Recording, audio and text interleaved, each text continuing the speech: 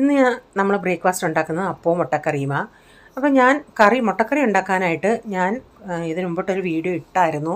Chicken കറി ഉണ്ടാക്കാനായിട്ട് ഞാൻ കുറച്ച് മസാല നമ്മൾ ചിക്കൻ കറിക്ക് ഉള്ളി വഴറ്റി ടൊമാറ്റോ ഒക്കെ വഴറ്റി മല്ലിപ്പൊടി, മുളക് പൊടി, ഗരം മസാല ഇതെല്ലാം കൂടെ ചേർത്ത് അതെല്ലാം വഴറ്റിയതിന് ശേഷം അന്ന് ആ ചിക്കൻ കറി ഉണ്ടാക്കിയിട്ട് പിന്നെ അതിൽ നിന്ന് കുറച്ച് ഒരു സ്പൂൺ മസാല എടുത്ത് ഞാൻ അന്ന് തന്നെ ഒരു മുട്ടക്കറി ഉണ്ടാക്കിയായിരുന്നു. അത് കഴിഞ്ഞ് ഞാനെടുത്ത് ഈ മസാല ഫ്രിഡ്ജിൽ വെച്ചിരുന്നു. എന്നാൽ നമ്മൾ ഈ ജോലിക്കൊക്കെ പോകുന്നവരാണെങ്കിൽ ഇങ്ങനെ കുറച്ച് മസാല ഇങ്ങനെ ഉണ്ടാക്കി വെക്കുകയാണെങ്കിൽ നമുക്ക് പെട്ടെന്ന് രാവിലെ പനീർ കറിയോ കടലക്കറിയോ ഗ്രീൻ പീസ് കറിയോ ഉരുളൻകിഴങ്ങ് കറിയോ ഇങ്ങനെ ഉണ്ടാക്കുമ്പം ഇതിൽ നിന്ന് ഒരു സ്പൂൺ എടുത്ത് മസാലയും കൂടെ ചേർത്താൽ മതി. ഞാനിപ്പോൾ അതിൽ നിന്ന് ഒരു സ്പൂൺ മസാല ചേർത്തിട്ട് പിന്നെ പുഴുങ്ങിയ ഒരു ഉരുളൻകിഴങ്ങ് കൂടി ഇതിൽ ചേർത്തിട്ട് നന്നായി മിക്സ് ചെയ്തിട്ട് ഞാൻ ഇതിലേക്ക് ഒരു അരപ്പ് ചേർക്കുന്നത്. ഇപ്പോൾ അരപ്പ് ചേർക്കാതെ ചെയ്യുവാണെങ്കിൽ അങ്ങനെ ചെയ്യുക. ഇപ്പം ഞാനൊരിത്തിരി കൊഴുപ്പിന് വേണ്ടി ഒരു മുട്ടക്കറി ഉണ്ടാക്കുന്ന അതിൻ്റെ കൊഴുപ്പിന് വേണ്ടി കുറച്ച് തേങ്ങയും 2 ഏലക്കയും 1/2 ടീസ്പൂൺ പെരിഞ്ചീരകവും കൂടെ ചേർത്ത് അരച്ചിട്ട് ഇത് ചേർക്കുന്നുണ്ട്. ഇച്ചിരി മഞ്ഞൾപ്പൊടിയും കൂടെ ചേർത്തിട്ടുണ്ട്.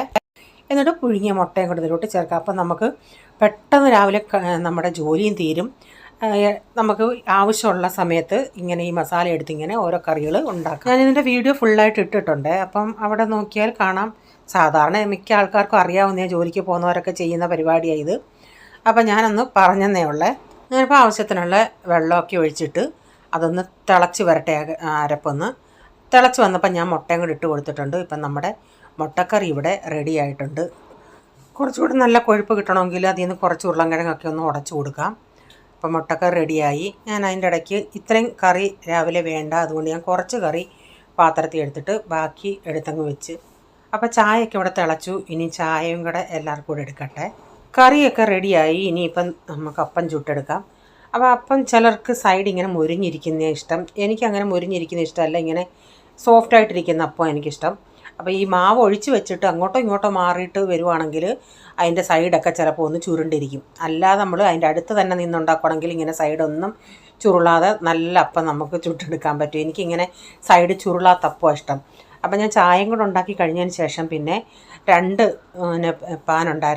പാത്രം ഉണ്ടായിരുന്നു, അപ്പച്ചട്ടി ഉണ്ടായിരുന്നു. അത് 2 അടുപ്പത്ത് വെച്ചിട്ട് പെട്ടെന്ന് അങ്ങ് അപ്പം ചുട്ടെടുത്തു. എല്ലാവർക്കും ബ്രേക്ക്ഫാസ്റ്റ് എല്ലാവർക്കും കൊടുത്തതിന് ശേഷം പിന്നെ ഞാനും കഴിച്ചു.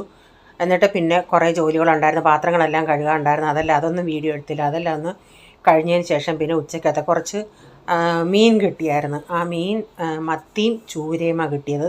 അപ്പം സമയം കുറച്ചായതുകൊണ്ട് ഞാൻ മത്തി എടുത്തങ്ങ് ഫ്രിഡ്ജിലും വെക്കുന്നുണ്ട്. ഒരു ചൂര എടുത്തിന്ന് കറി വയ്ക്കാമെന്ന് വെച്ച്. അപ്പോൾ ഈ വീഡിയോയുടെ ഫുള്ളായിട്ടുള്ള വീഡിയോ കാണണമെന്ന് ആർക്കെങ്കിലും താല്പര്യം ഉണ്ടെങ്കിൽ ഞാൻ ബിജീസ് കിച്ചൻ ചാനൽ വ്ളോഗിൽ ഇട്ടിട്ടുണ്ട്. അപ്പോൾ ഈ വീഡിയോയിലെ വിശേഷങ്ങൾ ഇതൊക്കെയായിരുന്നു.